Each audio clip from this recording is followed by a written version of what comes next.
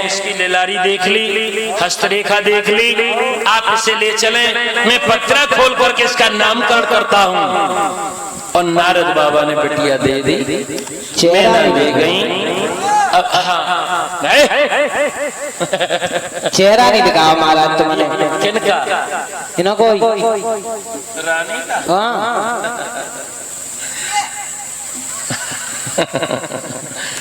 चेहरा इतना सुंदर है, इतना सुंदर है, कितना सुंदर बताए। हमारी समझ में तो धरती पे तो कोई होगा नहीं। राम प्यारे खोल करके पत्रा नामकरण करने लगे हैं।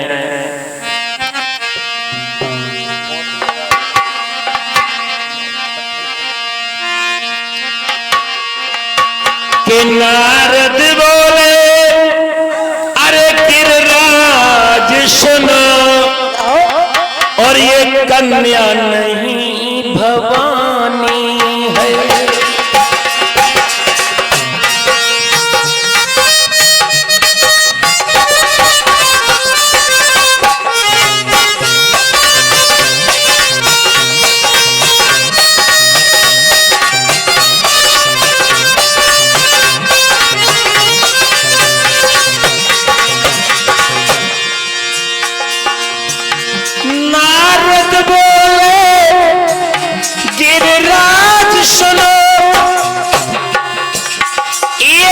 कन्या नहीं भवानी है, खुद आदि शक्ति प्रकटानी है, तेरे भाग्य की लला निशानी है।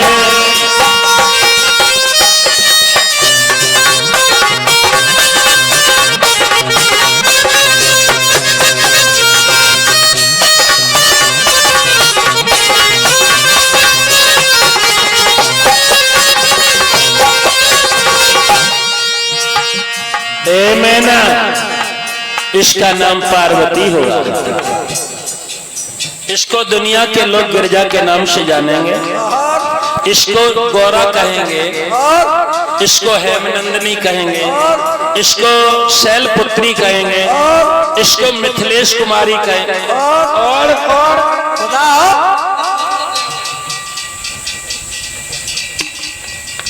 ये क्या है? रानी, इसका बहुत सुंदर इसका लक्षण है, लेकिन एक किरागज का दे रहा है। इसका जो विवाह होगा वो एक फक्कड़ के साथ में होगा।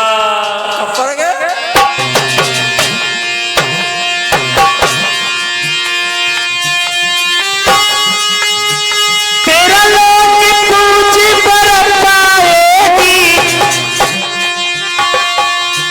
तीनों लोगों में पूजी जाएगी,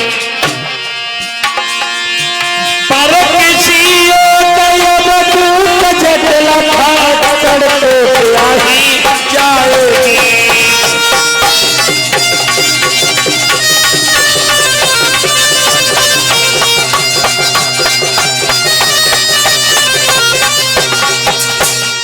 एकदम सदेव ऋषि नारद कहने लगे, जब ब्याह हुई है भोले बाबा के संग, और रानी जब ये 5 वर्ष की पार्वती हो जाए तो इससे कहना कि वन में जाके भोलेनाथ की तपस्या करे, भोले में जो अवगुण हैं इसके लिए गुण बन जाएंगे।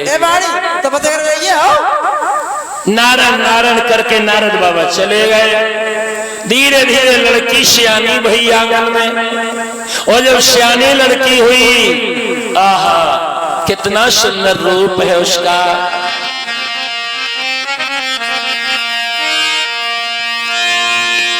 आरे सुंदर जाको रूप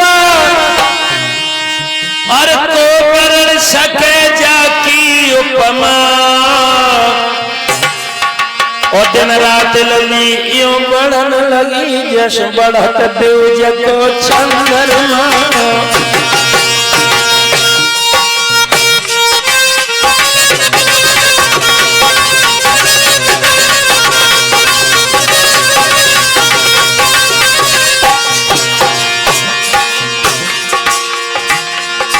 ए 5 वर्ष की पार्वती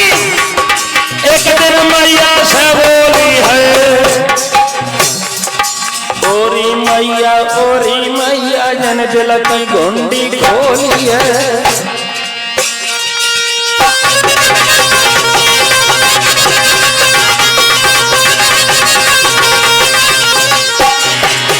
हाथ जोड़ के पार्वती कहने लगी, मैया मुझे एक चिमटा दे दो, एक कमंडल दे दो, एक कम्बल दे दो, मैं भगवान का चिंतन करने के लिए वन में जाऊंगी। हाँ छोटी है बड़ी है नहीं माँ। और मैया बालक पे मजबूर हो गई। आज पार्वती शिखरों पे पहाड़ों पे पहुंची और पहुंच करके एक ही रटन लगाए, ओम नमः शिवाय, ओम नमः शिवाय, ओम नमः शिवाय। और जो रटन लगाई दिन रात दसों दिशाओं में लाला में छाने लगी। भगवान भोलेनाथ के पास में नारद बाबा पहुंचे और नारद ने, ये बच्ची जो कुर्सी ली है इसे पकड़ लो, ये तार बार खुले पंखे अंखे की कहीं उसका पैर पड़ जाए। पार्वती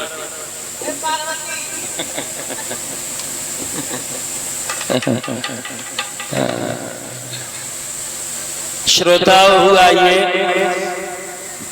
अब पार्वती धीरे धीरे करने लगी तपस्या और उधर देवर्षि नारद ने जाके भोले बाबा को बताई कि तुम्हारे नाम की माला पार्वती जप रही है। भोलेनाथ कहने लगे मैं कैसे समझे? उन्होंने 7 ऋषियों को भेजा, 7 ऋषियों को, जाओ और पार्वती की परीक्षा लेके आओ, वास्तव में पार्वती मेरा नाम की माला जप रही है या नहीं। 7 महात्मा आए, पार्वती ने आते हुए संतों को देखा तो आओ भगत की जलपान कराया और 7 महात्मा धीरे से बोले, पार्वती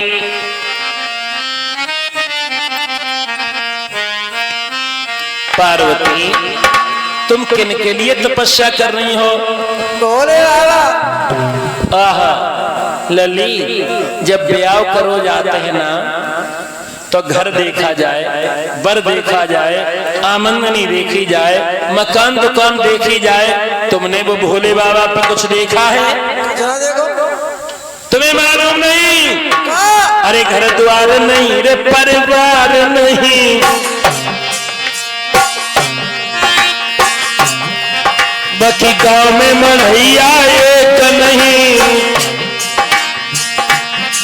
जिस रोज समाज लगाए दे तो बात पूछैया कोई नहीं।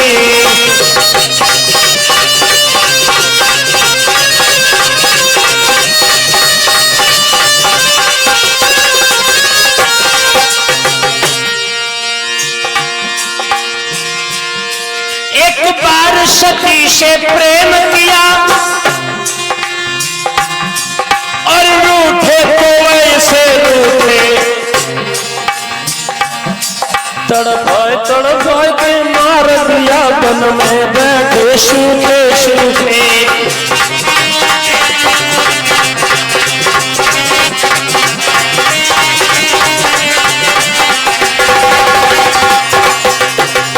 रानी लली, एक बार सती से प्रेम करो, इतने अत्याचारी आतताई है, तब तक ना उनने सांस ले जल खाए ना।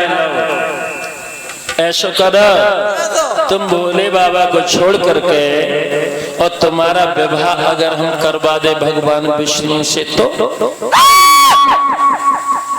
पार्वती इतनी क्यों चीख गई? अच्छा, एकदम से पार्वती कहने लगी, नहीं मैं भोले से प्रेम करती हूँ और दुनिया में अगर मैं कभी पत्नी बनने का मौका मिला तो केवल भोलेनाथ की अर्धांगिनी बनूंगी, और तुम मुझे भगवान विष्णु के रूप का लालच दे रही हो, तुम्हें नहीं मालूम?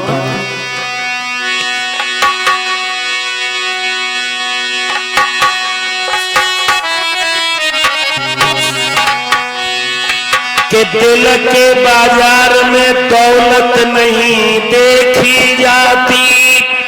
स्वामी जी, मैंने उनसे प्रेम किया है और प्रेम हो जाए तो सूरत नहीं देखी जाती।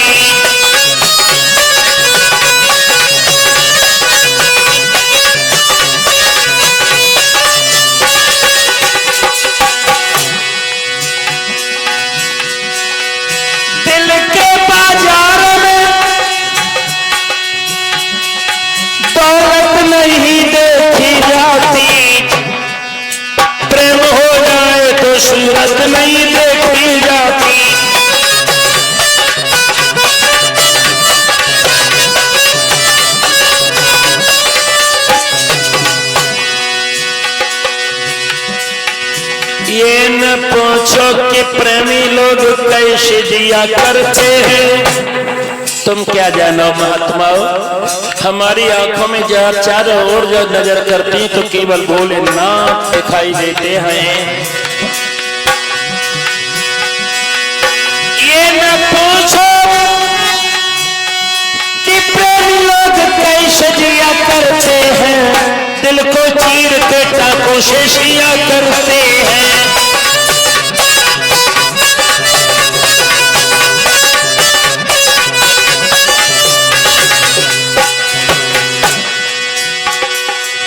ये न पूछो कि ऐसा क्यों किया करते हैं, दिल दे करके दिल लिया करते हैं, दिल दे करके दिल लिया करते हैं।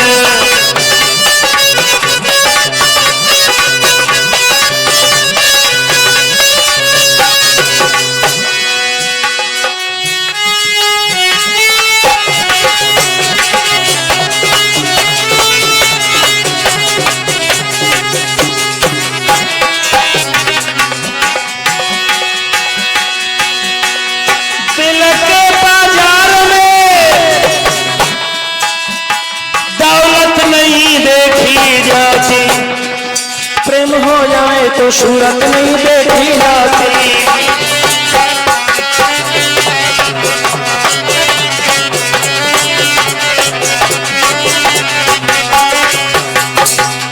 सातों महात्मा समझ गए कि पार्वती वास्तव में भगवान के भोलेनाथ के नाम की माला जप रही है और अटल वरदान देकर के भक्तों चले गए।